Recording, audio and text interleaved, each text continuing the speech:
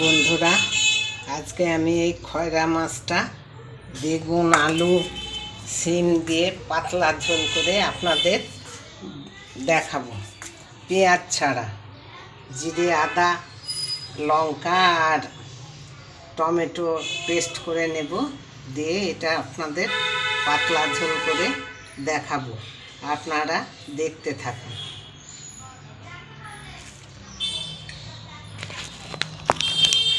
আজকে আমার বড় গ্যাস নাই, আজ আমি বড় গ্যাসটা সার্ভিসিং করতে দিয়েছি। ছোট গ্যাসটায় আমি আজকে রান্না করব।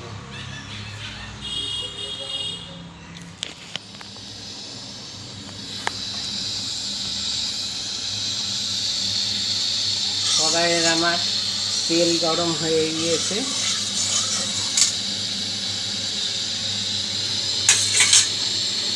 মাছগুলো বেশ ভালো বড়।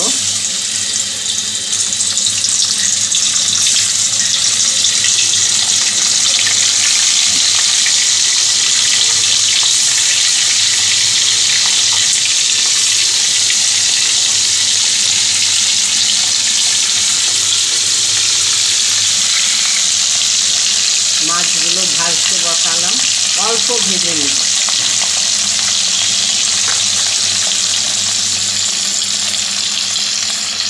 রোজ রোজ পেঁয়াজ দিয়ে আর মাছ ভালো লাগছে না, সেই জন্য ছেলেকে বললাম খয়রা মাছ পেঁয়াজ দিয়ে খয়রা মাছের পাতলা ঝোল করব।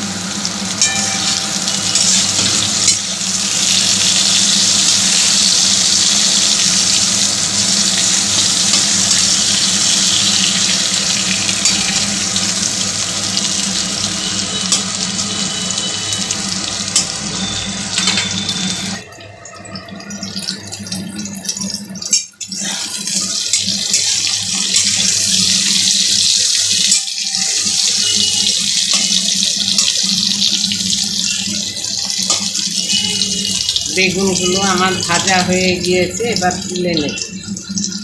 আমি জিরে ফোড়ন দিয়ে দিলাম, গোটা জিরে। এবার সিম আর আলুগুলো ভেজে নিই।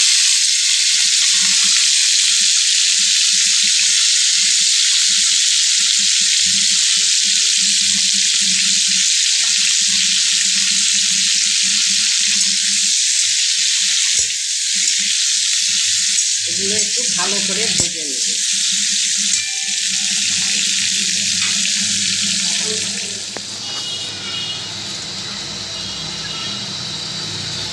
হলুদ গুঁড়ো 1 চামচ দিয়ে দিলাম।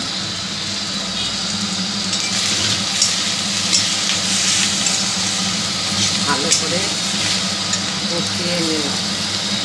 লঙ্কা দিয়ে টমেটো দিয়েছিলাম, আদা, এগুলো এই লঙ্কা আদা আর টমেটো একটু পেস্ট করে রেখেছিলাম, সেইগুলো দিয়ে দিলাম।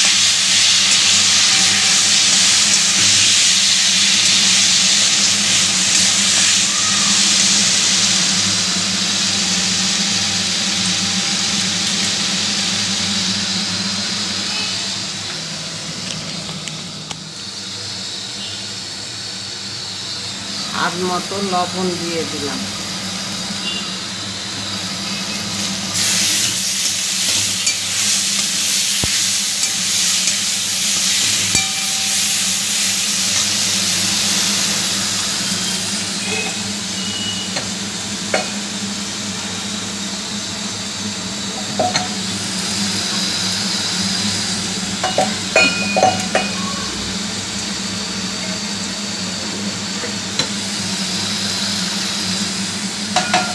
মশলা ভাজার গন্ধ বেরিয়ে গিয়েছে। আমি বাটিতে মশলা ধোয়ার বাটিতে জল একটু ধুয়ে দিয়ে দিলাম। সুন্দর একটা সেন্ট বেরিয়ে গিয়ে আপনারাও বাড়িতে এরকমভাবে রান্না করে খাবেন, দেখবেন খুব ভালো লাগবে। এবার আমি কিছুক্ষণ ঢেকে রাখলাম।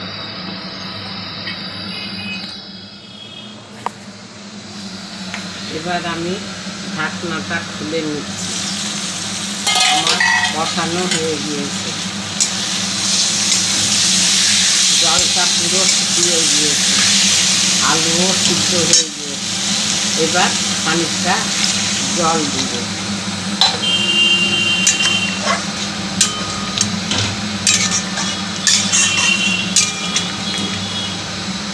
বেগুনগুলো দিয়ে দিলাম।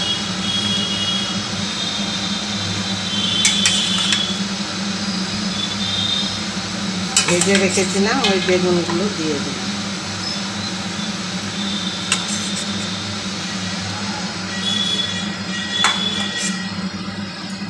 দিয়ে একটু ফুটবে, আমি একটু ঢেকে দিব, তারপরে মাছগুলো দেব। আপনারা চাইলে ধনেপাতা দিতে পারেন, আমি ধনেপাতা দেব না। কয়রা মাছ তো ধনেপাতা দিলে পরে মাছের গন্ধটা নষ্ট হয়ে যায়। এবার একটু ঢেকে রাখলাম।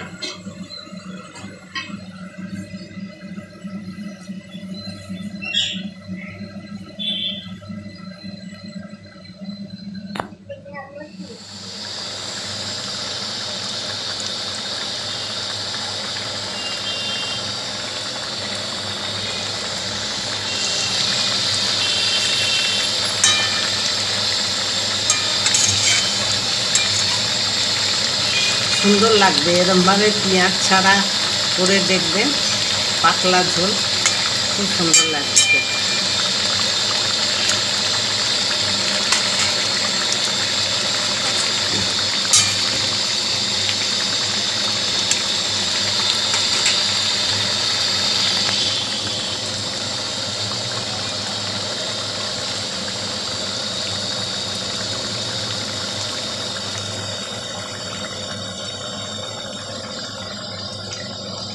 এবার মাছগুলো আমি নামিয়ে নেব।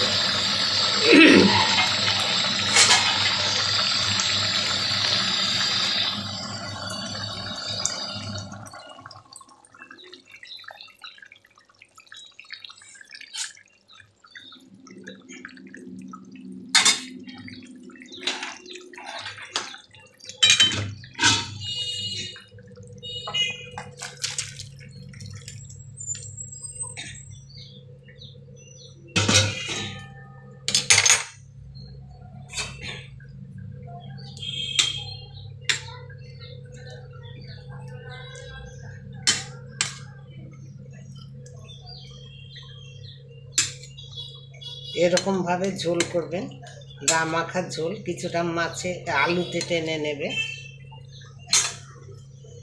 এই ভিডিওটি যদি আপনাদের ভালো লাগে কমেন্ট করে অবশ্যই জানাবেন। ভালো থাকবেন, সুস্থ থাকবেন। নমস্কার।